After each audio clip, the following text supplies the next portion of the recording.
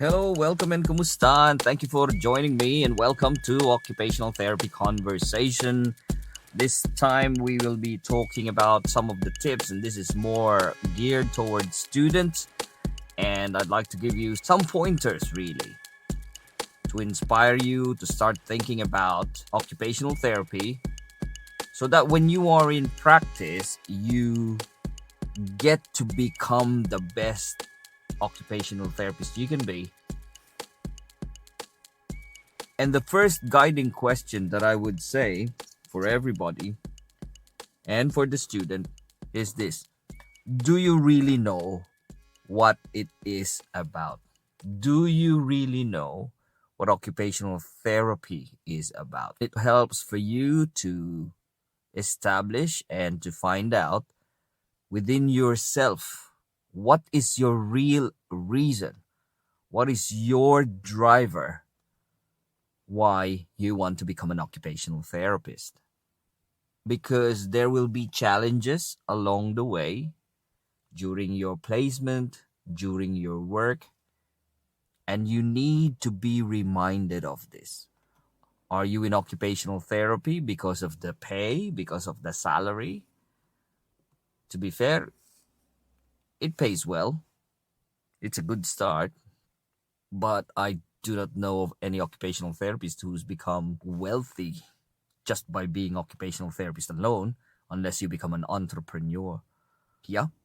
So do you really know what it is about? And when you're doing this, you need to know what is the definition of the profession. What's the definition of occupational therapy? So you need to define occupational therapy. It is a therapy using occupation. It is a profession that encourages people to get back to the things that they were doing, to the things that are important to the people, their occupational concerns.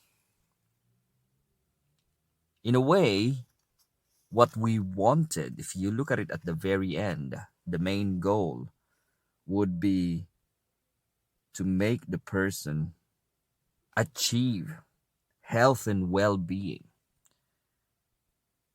physical health, emotional health, spiritual health. So this is what occupational therapy does. And you achieve emotional health, physical health, spiritual health through doing. So you need to be able to define occupational therapy. Now, different countries have different definitions of occupational therapy. And at the moment, times are changing. There's this occupational health, occupational science are coming in.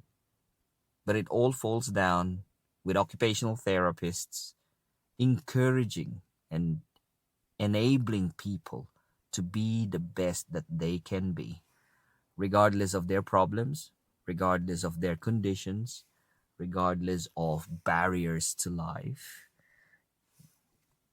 So you need to be able to define occupational therapy. And the reason why you need to do that is because you will be asked about this all the time.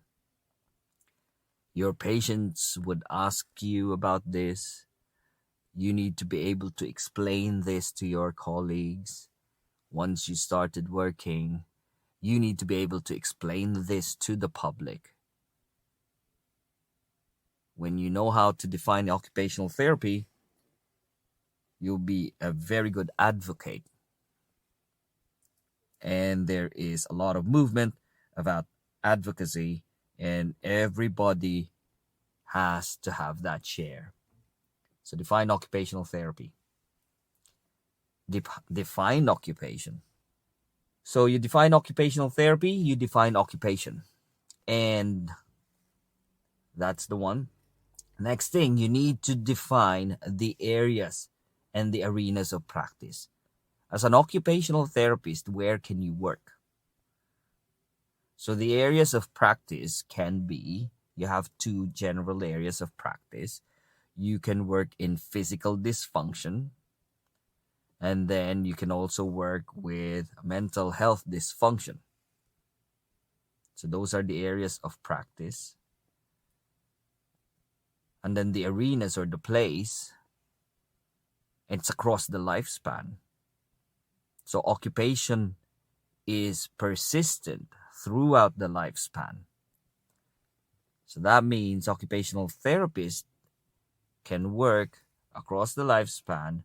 So you will be coming across with children, adolescent children, young adults, elderly, all the way.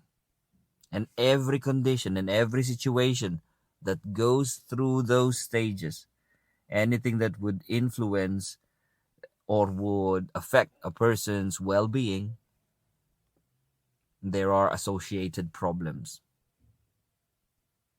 So, as a child, developmental tasks and developmental milestones, children needed to achieve those things. And if a person is limited, if the child is limited by physical dysfunction or developmental conditions, then that would be impaired. So, occupational therapists can come in. During the childhood, it's the same. If a person is impaired by physical dysfunction, or if the person is impaired by a condition that involves their learning abilities, then that would stop them from maximizing or benefiting from the stage where they're in or coping. Occupational therapists can come in. Equally, for adolescent, you can have problems there too. You can have physical problems through accidents or through developmental problems with associated physical problems. And it will stop a child from doing the things that they needed to do. It will definitely affect their well being, their mental health. Occupational therapists can come in. Same with adult population. And it's not just the physical dysfunction and emotional dysfunction. There are some demands and tasks that adults needed to do, like work, for example, vocation, raising a family, managing the home, performing the job that they needed to do, intimacy, looking after people, looking after their elderly parents, looking after the young. There's a lot of things that the adult population is facing. There's a lot of challenges. So if there is any impairment there or there is any risk at all in terms of coping, then occupational therapists can come in. Then obviously the last part of it would be the elderly population. Once a person is getting old, there would be associated conditions, and it would stop them from doing the things that they needed to do. It will really impair their well-being. Occupational therapy can come in. Let's recap. 1, know what occupational therapy is. The second one, know your reason why you wanted to be an occupational therapist. Third, define occupational therapy. Be familiar about the areas and arenas of practice. Eventually, once you qualify, then you can choose an area where you want to practice. But as an occupational therapist, you need to be able to advocate for all of it. Then the next one would be understand the domains of concern. Every profession has a concern. And you, as occupational therapists, as an occupational therapist, I have a concern. I have a professional concern. The domain of concern of my profession, the roles, the responsibilities, the area of concern is so unique to the profession that you need to maintain it, you need to do it, you need to protect it so that other professionals won't take it. So what are the domains of concern of occupational therapy? Occupation, occupational performance in the areas of personal care, of work, of leisure. That is our domain of concern. Occupation, human occupation. In the model called Ecology of Human Performance, it is defined as tasks. And by definition of task is any activity or anything in the known universe that has a meaning to the person. It's so funny, isn't it? Because anything can be an occupation. And if it is an occupation, then it is our concern. A person is stuck in the hospital. If they need help, we can assist. That's our concern. For as long as it preoccupies a person, it becomes our concern. So identifying the areas of concern on the performance area under the personal care, the work and leisure, right? Our concern are the performance components. So these are little things that once working harmoniously would enable a person to do the task that they needed to do. And this is where the skill of activity analysis comes in, because you break down the task. Every task will have a physical component. What is the strength demand? What's the endurance demand? What is the physical demand in terms of the joint range? What is the postural control demand of the task? What's the equilibrium and balance demand of a task? And these are just physical, yeah? What about the muscular tone? Yeah. The structure of the body. These are the physical demands of a task. Every task has a cognitive demand. What's the amount of attention? What's the amount of problem solving? What's the amount of categorization? What's the concept demand? Yeah, we are concerned about that. Every task has an emotional component and an emotional demand. So if you're a food delivery guy, that's your work. Physically, you probably can do it. Cognitively, you probably want to do it. But if the emotional demands of motivation and interest is not there, then a person would not be able to do it. Yeah. There we go. So performance component is our concern. And it calls for us to be excellent in activity analysis because that's what we do. Another one that we are concerned about is the performance context. So we need to be aware of these contexts, because these contexts are the ones that are affecting a person's ability to do those tasks and those occupational demands. So there you go. First, let's review again. You know the reason why you want to become an occupational therapist. You have defined occupational therapist. You are aware of the areas and arenas of practice. Now you are aware of the domains of concern of the profession. Okay. Now, once you are aware of the domains of concern, when you are working with your patients, the next thing you need to do is you need to define those problems that are pertinent to occupational therapy. You only pick the ones that you're supposed to do. You only pick the ones that you are allowed to do based on the parameters of the profession, because anything that you do that is not within the scope of occupational therapy is illegal. Technically, you're doing something that is illegal. You're lucky because in the United Kingdom, there's no police about these things. Yeah.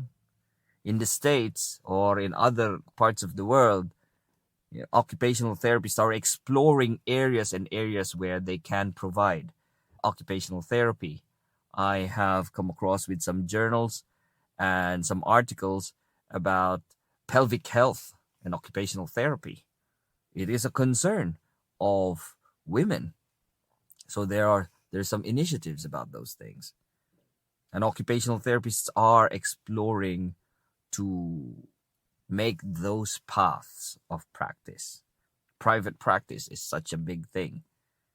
In the United Kingdom, not a lot, but we can, right? So we need to define those problems that are pertinent to occupational therapy. And then when you're looking at those problems, you need to tell, when you're seeing these problems, you need to be able to tell, is this a problem? What are the parameters of your assessment and intervention? Okay. Know about this. Parameters of assessment and intervention, which is technically a person's level of independence, a person's safety, and the quality of their performance. So this is for physical dysfunction, yeah? These are the parameters, and whether it is important to the person or not. So it's the acronym VISA. I don't know whether I've done that in my previous podcast, but I know for sure that I keep on saying this every time I cross a new student, another student. So know about these parameters of assessment and intervention. The next thing you need to know as a student is you need to develop the skill of defining the reasons that are causing those problems. Like what I said, what problems? It can be a problem of ADL, it can be a problem of work, it can be a problem of leisure, it can be a problem of performance component, and it can be a problem of performance context. Okay. Now you need to identify the reasons why and what's causing those problems. Another very important thing for occupational therapists to know would be a model of practice, because this model conceptualizes occupational therapy and how we look at people. It's always important to understand this because this is something that will guide your practice. And there are only a few out there that are very strong. Model of Human Occupation by Kiel Hofner, Canadian Model of Occupational Performance, that's another model. Occupational Performance, it's a frame of reference, so that's another one. Spatiotemporal, psychodynamic, yeah, developmental, behavioral. So frames of references really, and models, they're almost interchangeable. So know those things. So if somebody has problems with their emotion, and if you want to address those emotions, if you want to find out the root cause of those emotions, so what would you use? It's a psychodynamic frame of reference or object relations frame of reference, where you believe in the effects of the unconscious, the effects of unconscious to the conscious state. If you are facing a child and you're progressing them from developmental milestone A to developmental milestone B, then you'll be using a developmental frame of reference. Yeah. If you have somebody who has faulty behaviors because of their faulty thinking, then you're using cognitive behavioral frame of reference. It's a model. Yeah.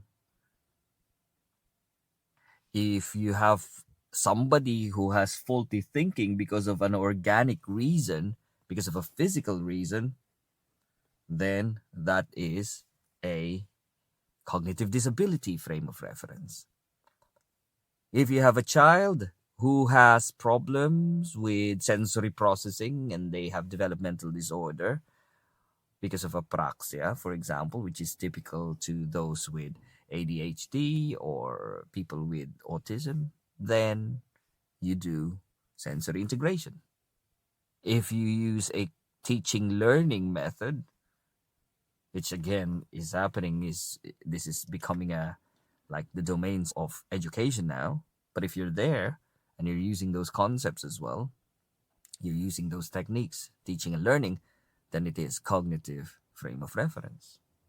Now on the physical dysfunction, the frame of reference, if they're weak and you want to strengthen it, if there's range of motion impairment, if the endurance is impaired, then you use biomechanical frame of reference. If you are coming across with somebody with upper motor neuron lesion and the problem is tone and postural control, then you use neurodevelopmental approaches or sensory motor approaches in a frame of reference once again. Yeah. If you will enable a person to do the things despite of their problems, and you start compensating things, you use wheelchair, you use adaptive aids, that's a rehabilitative approach and a rehabilitation frame of reference. Habilitation through compensation. So you can do that. All right. So know the models. There are only few of them. Once you know them, you're going to be able to respond to the needs and the problems of your patients, and you'll be like an ultimate occupational therapist. Now, it's always helpful to know the process, but I don't want you to be stuck with this. First, you get a referral, somebody refers you the case, somebody tells you that there is a problem, that's a referral, and then you find out what's wrong, you do the assessment, then you treatment plan, and then you implement the plan, and then you reassess, and then you discharge. Okay? People shouldn't be stuck with this OT process. What I'm realizing is everybody is stuck with this OT process. It's a straightforward thing. You need to find out, and you need to know what the continuum of rehabilitation is. And this is under the frame of reference called Occupational Performance Frame of Reference, and it was conceptualized in 1970s to guide people about the stages of rehabilitation. So it's a continuum of rehabilitation for physical dysfunction. So the first stage of rehab would be adjunctive therapies, and this would be ultrasound, hot moist pack, physical agent and modalities, stretching, joint manipulation, positioning. You can have these things. Exercises, that's one. After that, you allow the person to do things little by little to maximize and encourage them to participate.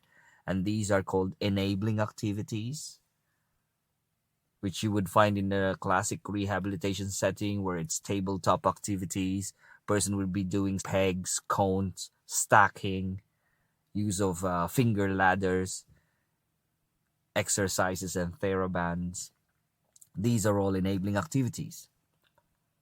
And then the next stage up would be purposeful activities, and this would be the direct washing and dressing training. And then the last would be community reintegration. So that would be the continuum of rehabilitation. I guess that's the half, if anything. Once you know all of those things, the next thing you need to develop as occupational therapist would be to develop that skill of doing, which would be treatment implementation and providing that treatment skills. You need to build up those skills. And the next thing that you need to know and to develop would be the skill of knowing conditions. And if you can identify all the conditions and you know what these conditions are, the more the better. Because when you know the conditions, you would know what the functional implications are. And when you know what the functional implications are, then you can direct the treatment as well. Okay, guys, that is just an overview of some of the tips for students and for young clinicians and for those people who are on preceptorship. Probably they have forgotten to teach you, or they've tapped on this during your university days, but it's good to be reminded because it will guide you to look back into your skills and look back at your knowledge base and foundation skills, because not all of these are taught in the university. So you have to develop your own initiative so that you can be the occupational therapist that you needed to be.